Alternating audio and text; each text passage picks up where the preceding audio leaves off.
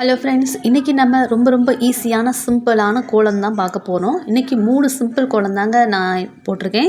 அந்த கோலம் தான் உங்கள்கிட்ட ஷேர் பண்ண போகிறேன். முதல்ல வந்து டக்கு கோலம். அதுக்கு 4 புள்ளி 4 வரிசை. இந்த கோலம் வந்து ரொம்ப ஈஸியாக போடலாம். இதுக்கு நீங்கள் கலர் கொடுக்கணுன்னாலும் கொடுத்துக்கலாம், இல்லை கலர் கொடுக்காமல் நீங்கள் போடணுன்னாலும் போட்டுக்கலாம். கலர் கொடுத்தாலும் இந்த கோலத்துக்கு வந்து நல்லா இருக்கும், கலர் கொடுக்கலனாலும் இந்த கோலம் வந்து அழகாக இருக்கும்.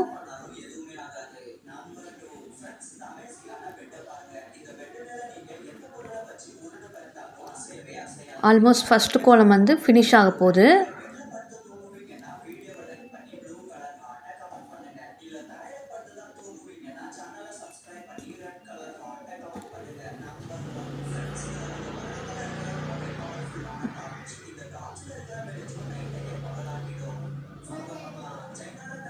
இங்கே பாருங்கள், கலர் கொடுக்காத முன்னாடி கோலம் இந்த மாதிரி இருக்கும், கலர் கொடுத்த பிறகு இந்த மாதிரி இருக்கும். ரெண்டாவது கோலம் வந்து 5 to 3 கம்பி கோலம்னு சொல்லுவோம் இல்லையா, அந்த கம்பி கோலம் தான் இது. ரொம்ப ஈஸியான கோலம் தான்.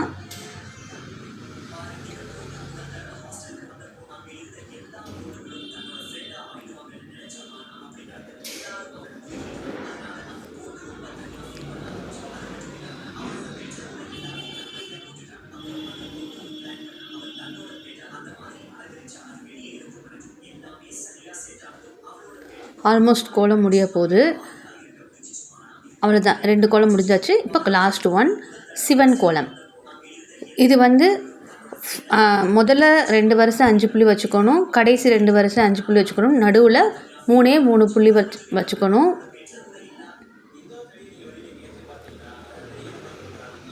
புள்ளி வந்து நேர் புள்ளியில் தான் வரும், ஊடு புள்ளி வராது இதுக்கு.